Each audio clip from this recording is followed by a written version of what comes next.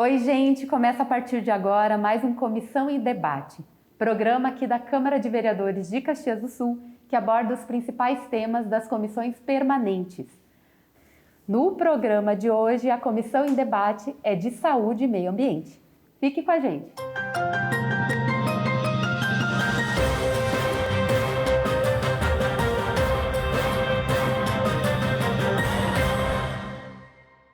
Na conversa de hoje, a gente aborda o assunto que tem preocupado muito a Comissão de Saúde, aqui da Câmara de Vereadores, porque devido ao avanço da pandemia, com o número de casos e as UTIs lotadas nos hospitais, os atendimentos eletivos eles foram sendo adiados por um tempo, e isso fez com que a fila de espera aumentasse.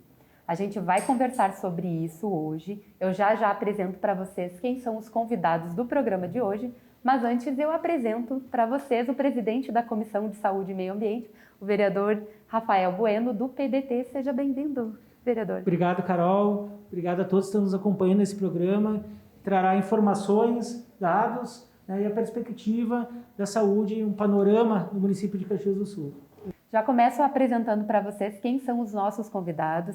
A gente convidou a Secretaria da Saúde e temos aqui conosco a Margaret Meneguzzi, que é diretora do DACRA, Departamento de Avaliação, Controle, Regulação e Auditoria. Seja bem-vinda. Obrigada, boa tarde. Boa tarde. Seja muito bem-vindo também os representantes do Hospital Geral. A gente convidou o hospital que é 100% SUS. E nós temos então o Sandro Junqueira, que é diretor-geral do Hospital Geral. Seja bem-vindo. Obrigado. Eu quero agradecer aí o convite e colocar a nossa instituição à disposição de vocês. Obrigada. E o Alexandre Avino, que é diretor técnico do Hospital Geral. Seja bem-vindo também. Obrigado, igualmente. Obrigado pelo convite e espero dar os esclarecimentos necessários para a comissão. Obrigada. Eu vou já fazer uma primeira pergunta. E como a gente, no assunto de hoje, a gente trata justamente essa retomada gradual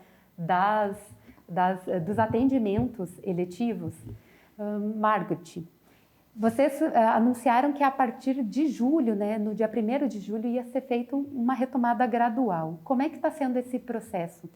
A gente comunicou os hospitais, né, todos os serviços que são ambulatórios de apoio para a Secretaria da Saúde, na metade do mês passado, que eles poderiam gradativamente retomar os atendimentos de ambulatórios de consulta e, posteriormente, os agendamentos cirúrgicos dentro da sua capacidade instalada. Então, cada instituição vai avaliar a quantidade de leitos disponíveis que podem ser usados, não só de UTI, né? E qual a possibilidade de agenda cirúrgica, também pensando nos insumos e nas equipes, né? Então, esse mês vai ser um mês de acompanhamento, assim, à distância. Os hospitais vão se organizando e a gente vai tentando fazer o mínimo possível de cirurgias eletivas dentro das mais diversas áreas que ficaram paradas até então. Margaret, por favor, você atualiza para nós quais são os dados atualmente. A gente tem o número de 30 mil consultas em espera, mas em cirurgia, qual é o número de espera? A gente tem em torno de 5.600 laudos autorizados e não realizados, nas mais diversas especialidades. A especialidade que tem o maior número de laudos autorizados é a cirurgia geral, que seriam cirurgias de hérnia, colicistectomias, né, de aparelho digestivo. O segundo maior número de laudos é o laudos da traumatologia, né, que aí a traumato sempre foi um número expressivo, porque a gente só tem um prestador que executa, né, e entre todas as cirurgias ela é sempre aquela que pode esperar mais. Então, sempre que a gente pensa numa estratégia de diminuir as cirurgias eletivas e dar oportunidade para alguma especialidade, a traumato é uma das que mais sofre, infelizmente, porque as cirurgias traumatológicas são as que podem esperar um pouco mais em detrimento das outras, né? E quando a gente fala dos 30 mil, mais de 30 mil pessoas esperando por uma consulta, isso se agrava mais ainda, porque ainda nem tem um diagnóstico. Não tem um diagnóstico final, né? Grande parte dessas pessoas, e na sua maioria vai originar um laudo cirúrgico ou um laudo de um exame, seja ele um exame mais simples ou mais complexo, que às vezes vai precisar de uma estrutura hospitalar, vai precisar talvez de um turno de internação, de uma sala cirúrgica para fazer uma endoscopia, uma colonoscopia. Então, também a gente precisa de toda a estrutura para isso, não só para o procedimento eletivo, né? Ok, obrigada. Não sei se tem alguma pergunta. Carol, eu quero só fazer uma retrospectiva de uma guerra que foi travada contra a saúde pública num período pouco distante aqui em Caxias do Sul, onde foi um período nefasto. Nós tivemos o adoecimento da nossa prefeitura de Caxias do Sul e, consequentemente, da nossa população, né? Esses tristes dados que tu coloca, e aqui a Marco também reforça esses dados, né? Nós tivemos mais de 100 médicos exonerados no período de 2017 a 2019, né? E a gente não observou a reposição desses quadros, principalmente no CES, no Centro de Especialidade em Saúde, onde que a população busca o atendimento. Então, vocês imaginam, quem está nos acompanhando e sabe, Sandro, o calvário que é aquela pessoa que, para chegar no hospital geral, ela precisou madrugar na fila de uma UBS, por exemplo, lá na Zona Norte, no Belo Horizonte, que tem um médico, para sair esse médico, né, e não tem reposição de médico. Chega lá a pessoa, num frio como hoje, uma pessoa idosa, deficiente, cadeirante já, toda enferma, e não consegue uma consulta, daí ela vai novamente, daí ela conseguiu a consulta, ela é encaminhada para o CES, e ali ela fica que nem na loteria, né? À espera de uma consulta no meio dessas 30 mil ali na sua especialidade, contando se tem ou não tem médico. Aí depois disso ela vai para outra fila, tem mais de 11 mil pessoas esperando também exames, né? Só para dar exemplo aqui de uma média, se a pessoa precisa de uma colonoscopia, hoje a média para uma colonoscopia 86 meses para conseguir uma colonoscopia no município de Caxias, uma endoscopia 24 meses, né? Uma ressonância magnética 13 meses. Isso eu estou falando pelos dados do SUS. Então, quando a gente observa 86 meses, se a pessoa já precisa fazer uma colonoscopia, se ela tem algum diagnóstico de tumor, né? Enfim, a pessoa já deu tempo de morrer e não ter feito o procedimento, né? Nem que seja o exame. E depois ela tenta na lista de espera. Hoje nós temos mais de 5.600 pessoas na lista de espera por uma cirurgia. E nós temos hospitais da nossa cidade que estão superlotados, movendo todas as equipes, principalmente para o Covid, e aí a Prefeitura de Caxias do Sul, né, tiveram que realmente se render por causa do Covid e suspender as cirurgias. Isso não é culpa da Prefeitura, do prefeito Adiló ou do prefeito Cassina. É uma retrospectiva que a gente veio de abandono da saúde pública e que caiu agora na mesa do prefeito Adiló. O que nós temos que fazer? Nós temos saídas. Aqui está o diretor do hospital, Sandro Junqueira, aonde nós estamos pleiteando. Eu também sou presidente da Frente Parlamentar para término das obras, né, do hospital, que vai possibilitar um aumento de mais 118 leitos. A partir disso, Margaret, nós podemos fazer grandes multirões de cirurgias, né, para que o Hospital Geral possa fazer convênios com a Prefeitura, com o Estado, para que a gente possa minimizar esse grande déficit que a gente tem de pessoas agonizando na lista de espera de saúde, de cirurgias. Obrigada, vereador, por nos esclarecer alguns dados também. Aproveito e questiono vocês, até mesmo o vereador comentou, né, sobre as UTIs sempre lotadas, né? Antes a gente até estava conversando, né, Alexandre, como é que está a situação agora, atualmente, do Hospital Geral na questão da Covid? Bom, o hospital ele se encontra com lotação máxima ou submáxima sempre, né? Em relação à UTI Covid, a gente tem flutuado um pouco para menos na ocupação, tem se mantido sempre acima de 80%. Hoje nós temos 89% dos 38 leitos ocupados por Covid, que é muito grave, certo? Na UTI não Covid, que nós temos disponível somente 10 leitos, que é histórica, né? Nós sempre tivemos 10 leitos. Essa UTI está sempre lotada, 100% de ocupação, né? E as nossas enfermarias também, certo? Então, nós vivemos um momento muito difícil. Eu acho que o assunto aqui é muito oportuno. Ele vem de encontro ao interesse, em especial, dos pacientes, também das nossas equipes assistenciais que têm compartilhado a angústia dos pacientes por não poderem ter acesso ao tratamento em si, porque, enfim, a estrutura hospitalar ela se encontra grandemente ocupada por Covid-19. Porém, esse não é um assunto novo, certo? Porque o subdimensionamento da estrutura para a nossa região, ele existe há muito tempo. E todos somos testemunhas do esforço da Secretaria, do esforço das instituições em tentar resolver esse problema, certo? Então, para nós, como instituição, né, Sandro, nós estamos muito habituados a lidar com essa situação, que é o subdimensionamento de estrutura uma limitação de estrutura e que, infelizmente, se tornou mais agudo nesse momento. Para exemplificar para vocês, o nosso hospital tem 237 leitos, nós temos cerca de 89 leitos para internações que nós consideramos clínico-cirúrgicas, que seriam para os pacientes adultos e que necessitam de procedimentos cirúrgicos como hérnias, cirurgias de vesícula, as cirurgias do aparelho digestivo, cirurgias oncológicas, cirurgias vasculares, torácicas, urológicas, coloproctológicas, de todas as especialidades médicas. Esses 89 leitos, eles são compartilhados entre as especialidades cirúrgicas e as especialidades clínicas, que são pneumologia, cardiologia, infectologia, clínica médica, gastroenterologia. Com a chegada da pandemia, a estrutura hospitalar teve que ser modificada, porque através de decretos ou de portarias, né, os hospitais foram orientados a direcionar a força máxima de atendimento para a pandemia, o que é correto, certo? Só que nós temos que também aprender a nos adaptar, porque essa doença ela está se transformando numa doença entre nós. Então, nós perdemos de leitos de internação para adaptar o hospital ao atendimento da pandemia, nós perdemos 45 leitos de internação, que foram transformados em enfermarias para Covid e UTIs para Covid. Então, de 89 leitos, nós temos hoje somente 44. E esses 44 são responsáveis por absorver pacientes da porta aberta do nosso pronto-socorro, pacientes que são submetidos a procedimentos agudos no setor de hemodinâmica, pacientes que são submetidos a procedimentos de emergência no bloco cirúrgico, pacientes que precisam receber altas das UTIs, além de todos os pacientes que nós temos em fila de espera.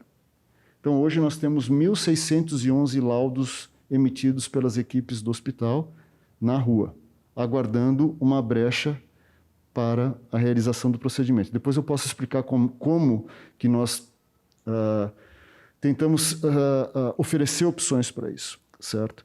Então, o que acontece é que realmente a estrutura ela foi reduzida em tamanho, já sendo uma estrutura insuficiente. E nós continuamos enfrentando a pandemia. Por quanto tempo nós vamos continuar? Ninguém sabe. Então, nós temos que buscar alternativas urgentes, porque essa demora, esse represamento, com certeza já produziu efeitos negativos nos pacientes, piorou o prognóstico de muitas pessoas, provavelmente selou o prognóstico de muitas pessoas e, no mínimo, tem produzido muito desconforto, seja para uma cirurgia de hérnia, seja para a realização de uma colonoscopia ou endoscopia, tudo isso gera, seja um desconforto emocional no paciente, desconforto físico. Bom, de qualquer maneira, nós precisamos avançar. E a região aqui tem toda a capacidade para encontrar uma solução. A gente vai conversar um pouco mais sobre isso, Alexandre. E quando você comenta, inclusive, dessa questão do desconforto, a gente está falando, quando a gente conta os óbitos em relação à Covid, pode ser que os outros que não estão ligados à Covid, mas pode ter sido ou por um não atendimento, porque não tinha como fazer a cirurgia ou não tinha como fazer a consulta para ver o diagnóstico. Então, às vezes, esse número pode ser muito maior. Né? Mas a gente já vai conversar sobre isso, também vou dar a palavra para você, Sandro, mas a gente tem que fazer um breve intervalo, então a gente volta já, fique com a gente. Hoje, o Comissão em Debate é para discutir sobre essa retomada gradual dos atendimentos eletivos. A gente já volta.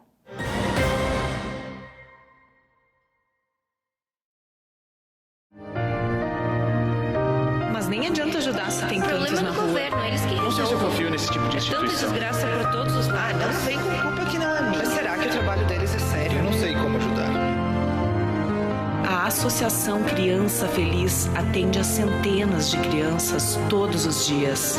Por isso, depende de doações contínuas. As crianças precisam da sua ajuda. Apadrinhe, doe. Menos uma criança na rua é mais uma criança feliz.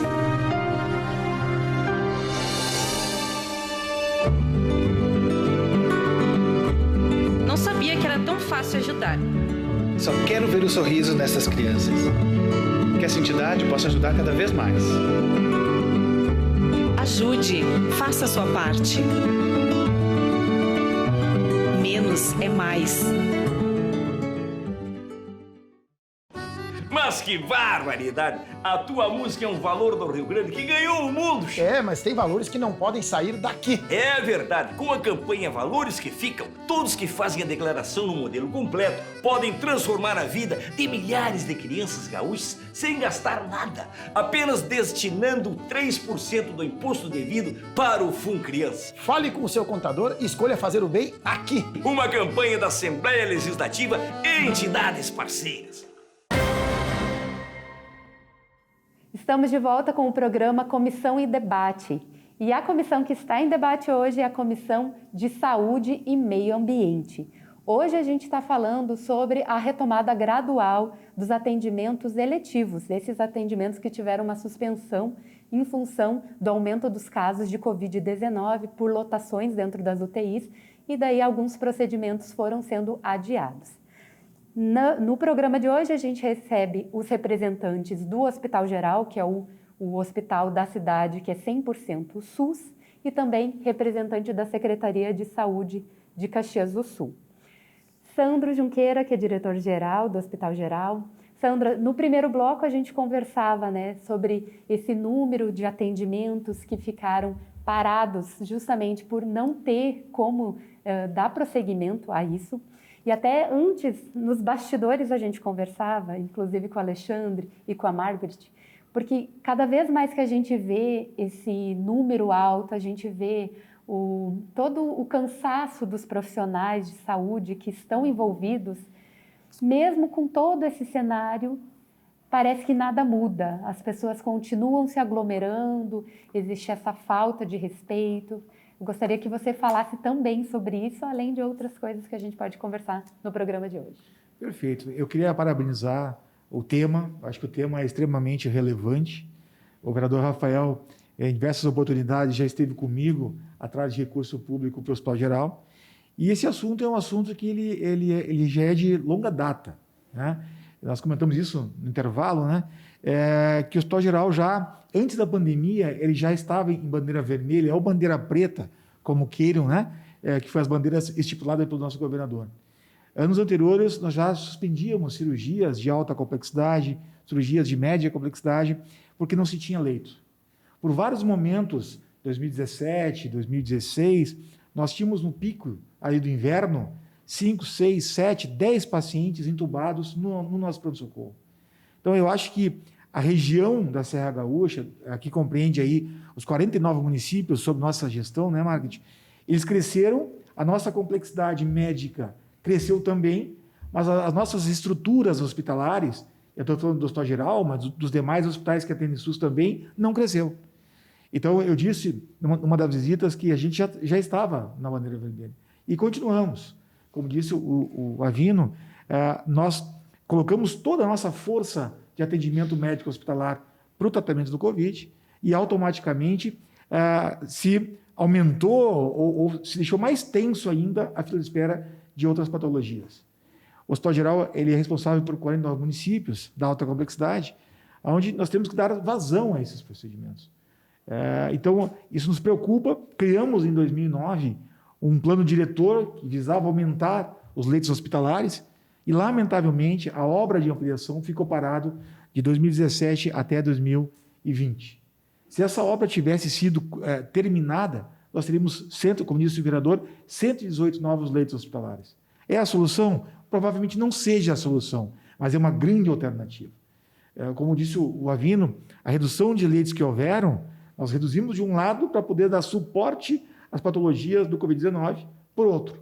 Agora, se eu tenho um aumento de leito hospitalar, isso melhora, isso facilita, isso dá tranquilidade à equipe de enfermagem. Você falou da atenção.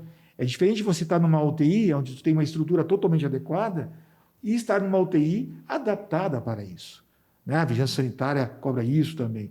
Então, acho que é um assunto que requer nós pensarmos, requer pensar em ampliação de estrutura, que a região está crescendo, como eu falei, a nível de população, a nível de complexidade, e nós temos que crescer. E graças a Deus, nós, no meio dessa pandemia, lançamos uma campanha, né, para concluir o nosso anexo. Estamos chegando aí um ano, vereador Rafael, na nossa primeira do lançamento, é agora em agosto deste ano, nós vamos estar concluindo, vamos dizer, uma primeira fase, que é o término da obra. Então, acho que isso vem colaborar aí esse número que é muito preocupante, mas que é um número, né, Margit, que não é de hoje.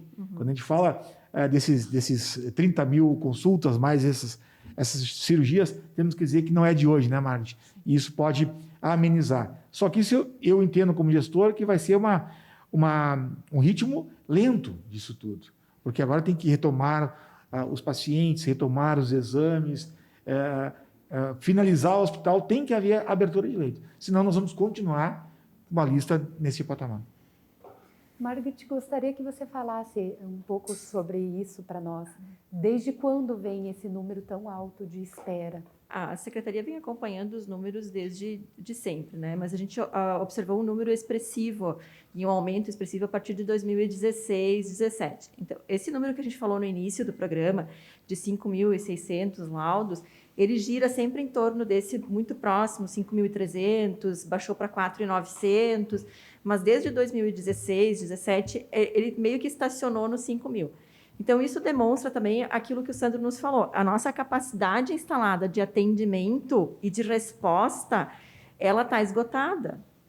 Não só em Caxias, mas também na região. Então, para isso, sim, nós temos que dar uma resposta.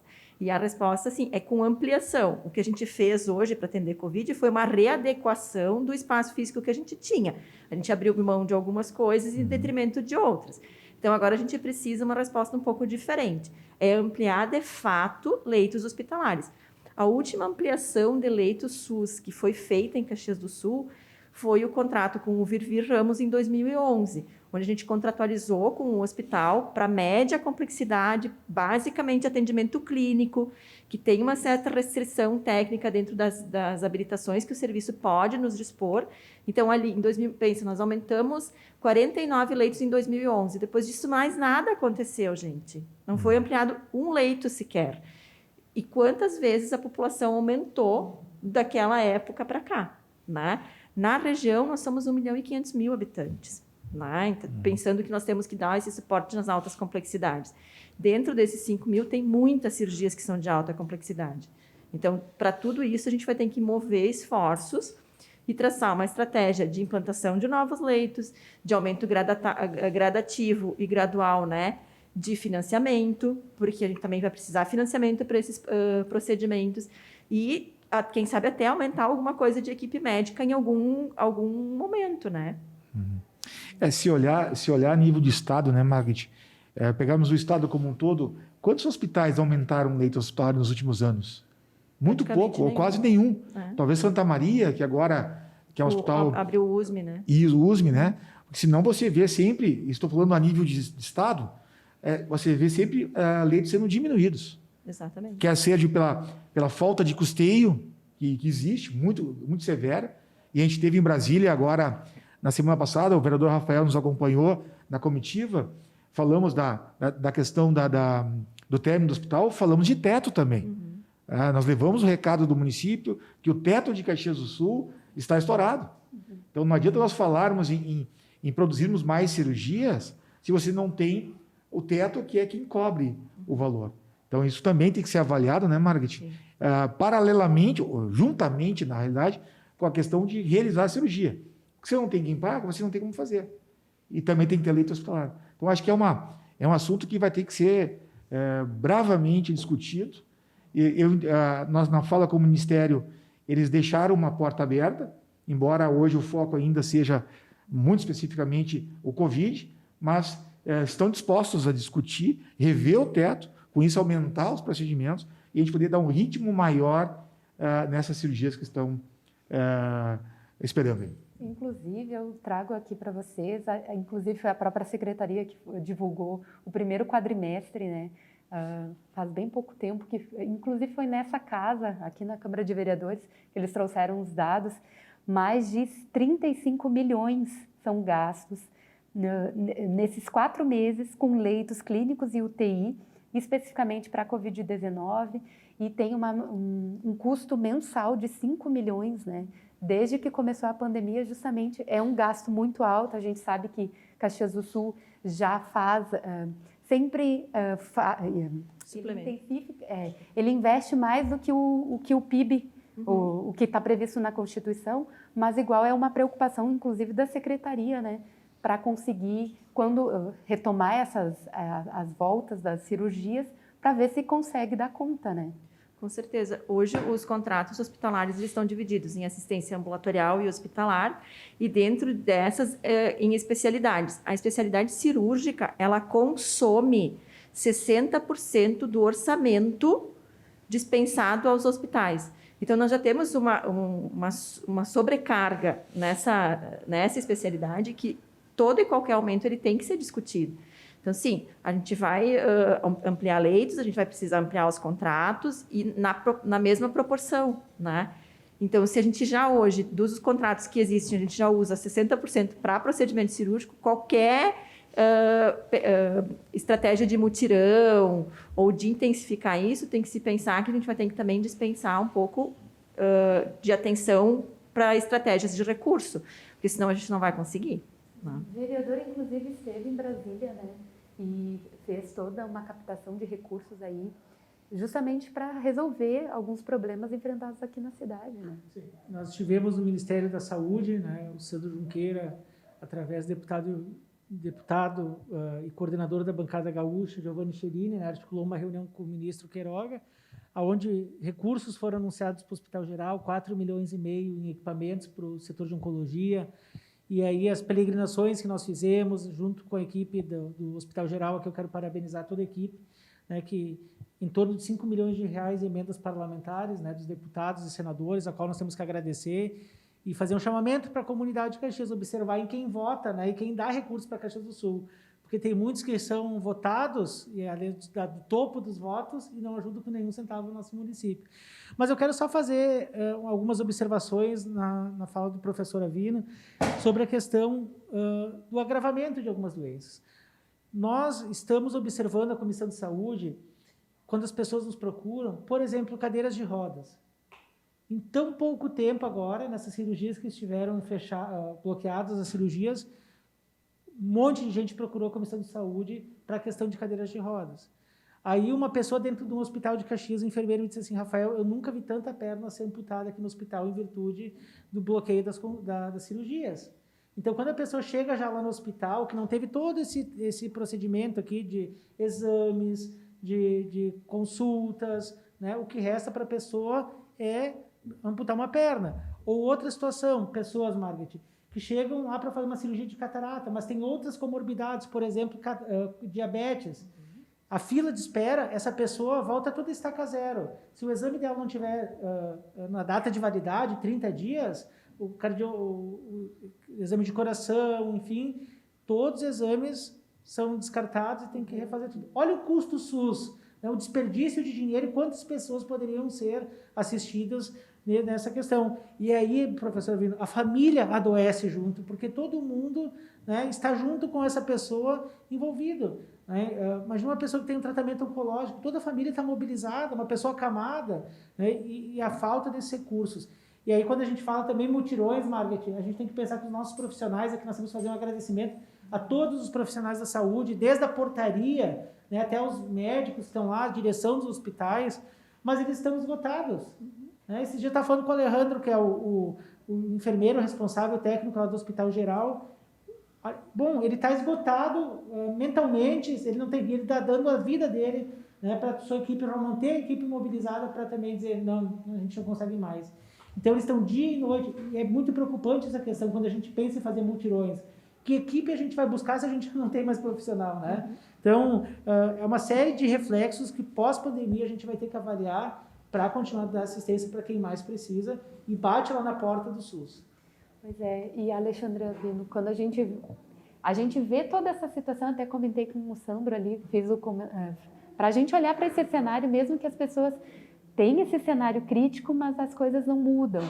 O que acontece? O que a gente pode traçar aí, até para quem nos assiste, para entender por que não muda essa realidade? Por que mesmo com tantos casos de Covid, com tantas pessoas morrendo, com tanto cansaço das equipes, a situação continua no sentido da aglomeração, do desrespeito? Bom, para a gente conversar sobre isso, acho que nós precisávamos de um mês inteiro de tempo de programa. Mas o que acontece é que nós enfrentamos diversos obstáculos, né? São obstáculos que vão desde como o sistema funciona, né? Nós temos um sistema enorme no país, que é o SUS, é um sistema admirado no mundo inteiro, mas ele é um sistema que ele gera os seus problemas, né? E o principal problema do SUS é o seu subfinanciamento, óbvio subfinanciamento. Nós temos uma tabela que rege os procedimentos, que não é real, ela é absolutamente irreal, e a partir de uma tabela irreal, cada instituição recebe insumos de município, estado, federação. E são insuficientes, porque o nosso hospital ele inicia o exercício milhões negativo, baseado no conjunto de produção de uma tabela irreal e de insumos que não chegam porque, na verdade, o Estado não sabe se realmente precisa pagar aquilo, em função de um sistema que precisa ser modernizado, precisa ser entendido. E nós vamos falar mais no segundo bloco. No terceiro bloco, desculpa. Pode ser? Eu já retomo e já te devolvo a palavra. Gente, a gente faz um breve intervalo e a gente volta para o último bloco, tá bom?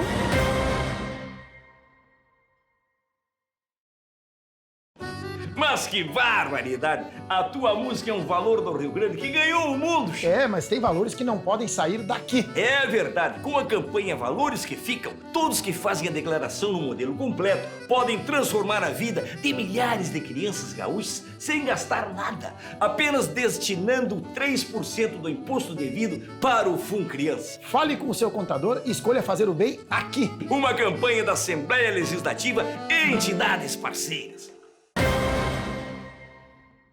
Estamos de volta com mais um Comissão em Debate, hoje falando sobre o atendimento eletivo, a retomada desses atendimentos. A comissão que está em debate hoje é a Comissão de Saúde e Meio Ambiente.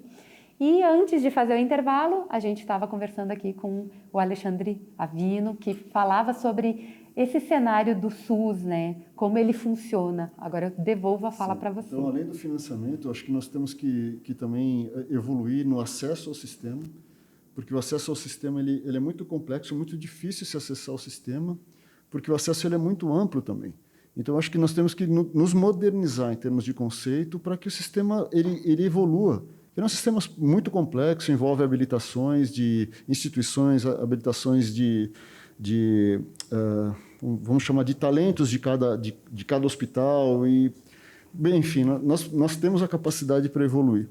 Certo? O que nós precisamos entender agora, eu acho que para a resolução desse cenário, para avançar numa resolução, é que nós vamos ter uma doença entre nós, certo? Que nós não temos a ideia de quanto tempo ainda a pandemia vai estar ocupando, por exemplo, a nossa estrutura hospitalar, enquanto o represamento ele continua aumentando. Então, nós temos que buscar alternativas para sair dessa situação, né? Então, se eu tinha 89 leitos e hoje eu conto com 44 leitos somente, essa situação ela tem que ser entendida como muito urgente para ser modificada, porque se nós não modificarmos isso, todos os dias eu tenho pacientes aguardando leitos. Para vocês terem uma ideia, hoje nós amanhecemos o dia com 13 pacientes dentro do hospital aguardando leitos nas nossas enfermarias.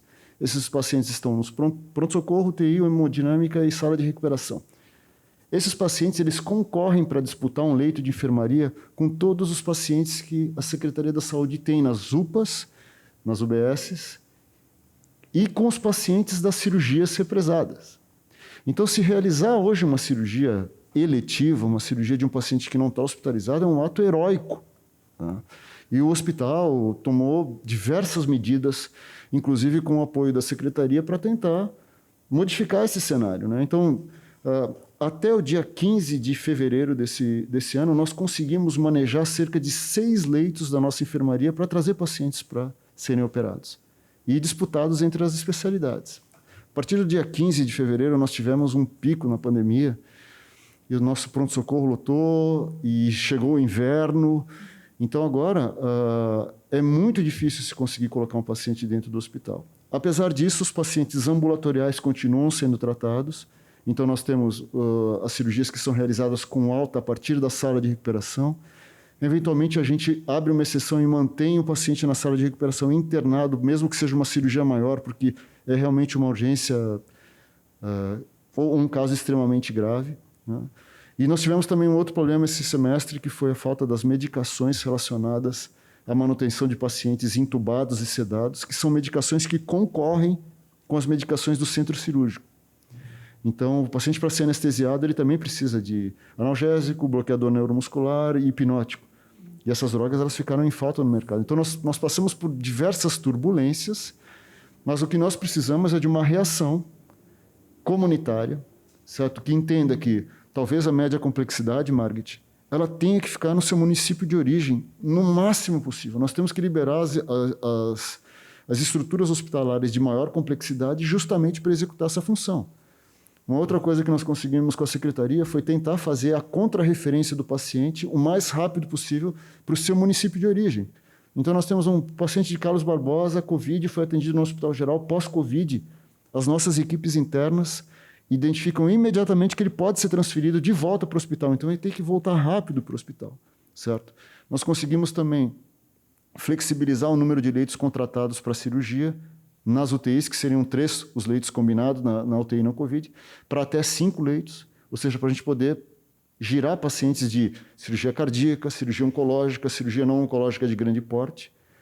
Foi criado um núcleo de regulação para agendamento cirúrgico que consta com a nossa regulação interna de leitos, o coordenador da UTI, Dr. Rafael Lessa, a nossa comissão de colaboração clínica, o próprio agendamento para, em contato com as equipes, da maneira mais rápida possível, colocar os pacientes no hospital. Mas, por favor, nós temos que pensar de maneira coletiva em como sair dessa situação.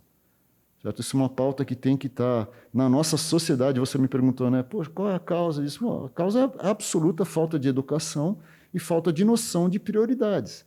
E que, na verdade, todos nós temos que trabalhar para um bem comum, certo? Então, eu tenho certeza que o nosso vereador, o Rafael, tem isso muito claro, né? E que vai sempre pressionar, no bom sentido, as decisões para que as pessoas sofram o menor desconforto possível. Aumentando o número de vacinados, a gente pode ver um cenário um pouco melhor aí? A gente pode ter uma esperança? Com certeza. Nós estamos observando isso nos pacientes que receberam uma vacinação mais expressiva e que possivelmente com vacinas que tenham uma efetividade talvez um pouco maior. Então, nós já temos lugares onde existem eventos esportivos liberados, pessoas com eventos sociais liberados, pessoas já sendo liberadas de máscara se tem o protocolo de vacinação completa. Então, nós realmente, ansiosamente, esperamos que a vacinação tenha um efeito positivo. O nosso estado já vacinou muita gente. O Rio Grande do Sul vacinou muita gente. E nós esperamos, assim, eu espero sinceramente que a gente tenha uma queda progressiva de Covid, que a nossa estrutura libere, mas parece também que vai se tornar uma doença entre nós. Então, nós temos que nos adaptar a isso, da maneira mais inteligente, efetiva, rápida, certo? Acho que é por aí. Uhum. Sandro, quando a gente fala do SUS, principalmente nessa pandemia, o SUS nunca... Eu acho que a gente sempre soube que o SUS era importante, mas na pandemia ele foi muito mais valorizado, né? O Sistema Único 100%, que é público, que tem esse atendimento. Gostaria que você falasse um pouco sobre isso, da importância que o SUS da importância que o SUS tem, principalmente no meio de uma pandemia.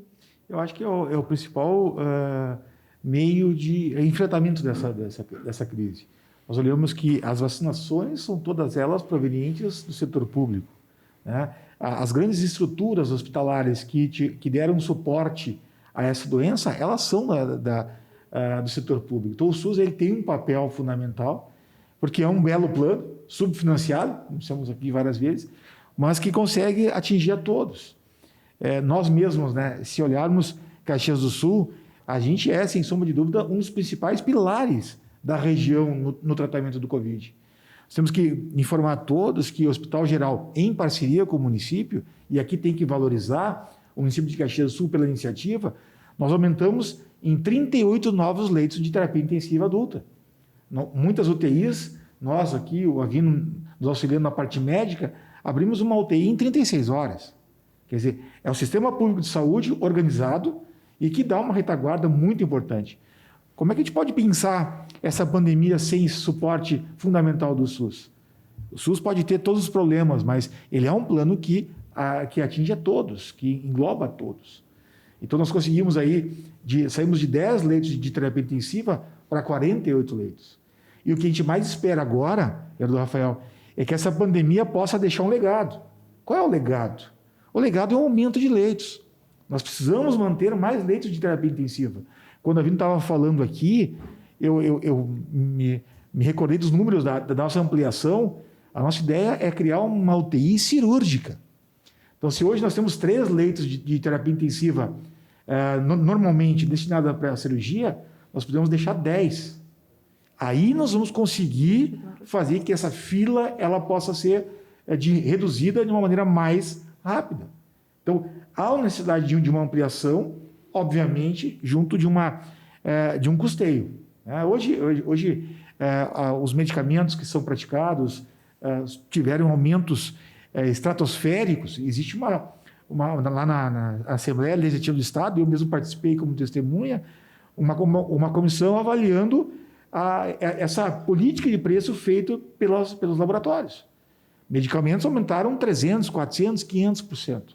Né? Então, isso está sendo visto, né? Então, pelo poder público. Então, acho que a gente tem que pensar nisso tudo que a Vino falou, mas também em aproveitar essa estrutura que aumentou no Brasil inteiro.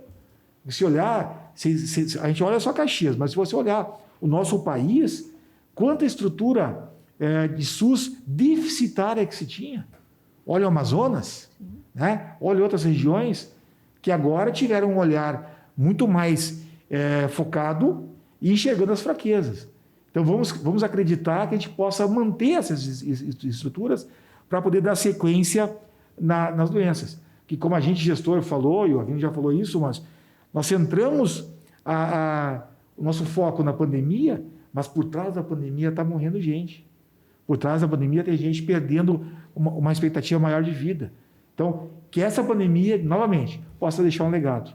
E aí é a ampliação de leitos, a formação. Nós temos muito mais enfermeiros sendo formados, a área médica crescendo. Então, queremos que depois a gente possa ter um cenário melhor do que era antes. Eu só quero complementar a fala do Sandro. E eu e minha assessoria ligamos diversas vezes para a Margit, né, sobre a questão de leitos.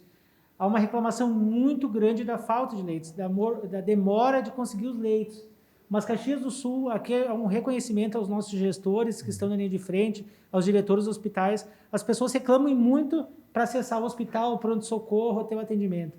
Mas quando entra dentro dos hospitais de Caxias do Sul, o atendimento é de excelência. Então, presta um serviço tão de qualidade quanto aos particulares. Então, os nossos hospitais estão de 10-0, muitos particulares aí do Brasil afora. Então, a gente ouve e as pessoas reclamam muito para a Comissão de Saúde essa questão é difícil para entrar, mas quando entra na saúde do SUS, é muito bem atendido. Vereador, eu só queria um minutinho, só se valorizar, acho que tu valorizou os hospitais, eu acho que nós temos que deixar, aproveitando a audiência aqui da TV Câmara, mas valorizar os nossos profissionais da saúde. A gente, quando vai numa enfermaria, quando vai no pronto-socorro, você vê 10, 12 pacientes entubados lá, eles trabalhando com muita responsabilidade, carinho e humanização. Então, acho que é importante valorizar as pessoas que estão na linha de frente. E eu queria deixar aqui um abraço a todos os profissionais de saúde, todos os hospitais, quem se dedica ao nosso paciente, usuário do SUS. Obrigada, Sandro. Margit, quando a gente fala, até a fala do Sandro, falando que poderia deixar esses leitos, né, para Caxias do Sul, e a gente sabe que só os leitos de UTI, a média diária é mais de R$3.000. Qual seria uma solução? Ou o que a Prefeitura busca como solução para conseguir dar respaldo e, de repente, até ficar esses leitos para a cidade? Desde que iniciamos os processos de habilitação dos leitos de UTIs, tanto no Hospital Geral, quanto no Virvi, no Pompeia, a gente sempre pensou nisso, né, Sandro? A gente tem que fazer da forma correta para que isso fique, de fato, como um legado. E até como uma resposta para as nossas equipes, né? O Sandro falava no início do programa que o fato de ter 5, 10 pacientes em regime de cuidados críticos ou semicríticos em estruturas fora de UTI, espalhados dentro do hospital, seja ele na sala de recuperação, no pronto-socorro ou numa própria enfermaria, a resposta que nós poderíamos dar devolver a humanização do atendimento para as equipes é criar uma estrutura adequada. E essa estrutura adequada são esses leitos habilitados. Então, a proposta é, sim, manter no mínimo 10 leitos no Hospital Geral, com esse viés de poder utilizar uma UTI como suporte clínico e a outra UTI como suporte cirúrgico, né? A gente melhoraria as condições de trabalho, melhoraria a assistência para o paciente, mas para isso também a gente vai ter que buscar o outro ponto que eles falaram antes, que é a questão da equiparação do teto MAC. Para pagar a assistência prestada nesses leitos, sim, a diária do leito de UTI, ela vem no teto MAC, mas o procedimento em si, aquela cirurgia que vai ser feita, ela também tem que ser remunerada, mesmo que com os valores defasados, e daí sim, vem um recurso federal, a gente tem que buscar recurso estadual, e o município vai ter que também suplementar em alguma coisa. Mas a estratégia seria essa, manter no mínimo, né, 2 leitos habilitados, os 10 leitos do Pompeia, e a gente já está, do Geral, desculpa, e a gente já está em tratativas em fechar uma UTI clínica inteira no Hospital Virvi Ramos, que lá a gente tem 4 leitos clínicos, e a gente manteria 7 dos 13 habilitados, então nós fecharíamos em 10 ali também. Também melhoraria bastante a infraestrutura, né? Gente, eu vou fazer uma última rodada, mas muito breve, porque o nosso teto ali de programa já está quase estourando. Só umas considerações finais. Eu começo contigo, Sandro, para a gente falar um pouco, fazer uma consideração final do que foi debatido aqui. Olha, só agradecer ao vereador Rafael pela oportunidade. Somos parceiros, o Hospital Geral está à disposição da comunidade. Queremos logo terminar esse prédio e poder dar um pouquinho mais de tranquilidade a nível de região. Obrigado. Obrigada. Alexandre Asmini. Igualmente agradecer a oportunidade, né, parabenizar o Rafael por trazer o tema para uma discussão que eu considero pública mesmo, e para que todo mundo pense um pouco em encontrar alternativas, certo? Nós temos que trabalhar em conjunto, com boas ideias, né, e também escolher bem os nossos destinos, né? Eu acho que a saúde ela tem que funcionar com margem. A saúde não pode funcionar estrangulada, e nós estamos estrangulados há muitos anos. E essa realidade precisa mudar. Só se muda com consciência coletiva. Obrigada. Margaret, uma fala final. Também agradecer a oportunidade, né, colocar a Secretaria da Saúde à disposição, né? Esses fóruns de debate e discussão são importantes, a gente devia fazer isso mais vezes, né? E se de vez em quando a gente não consegue dar a resposta ao usuário na velocidade de tempo que ele gostaria, não é porque a gente não gostaria de fazê-lo, mas sim porque a gente não depende de uma estrutura como um todo. E nos colocar à disposição, sempre que precisar a gente está aí. Obrigada. Vereador. Carol, quero agradecer o programa, professor Dr. Avino, Sandro Junqueira, de primeira mão aqui, Margaret, também te agradecer e dizer que o Sandro Junqueira, quando voltar às homenagens aqui da Câmara, o Sandro merece o título de cidadão caxiense, terei um orgulho em fazer essa justa homenagem.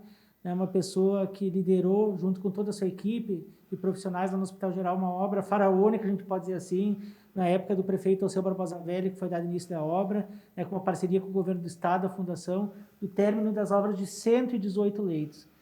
Quando eu vi aquele prédio abandonado por parte da Prefeitura de Caxias do Sul em 2017, eu disse, nós vamos abrir 118 leitos. Eu tenho certeza que muitas dessas pessoas ainda terão orgulho de dizer que inauguraram esses leitos aqui do Hospital Geral e garantirão muitos anos de vida.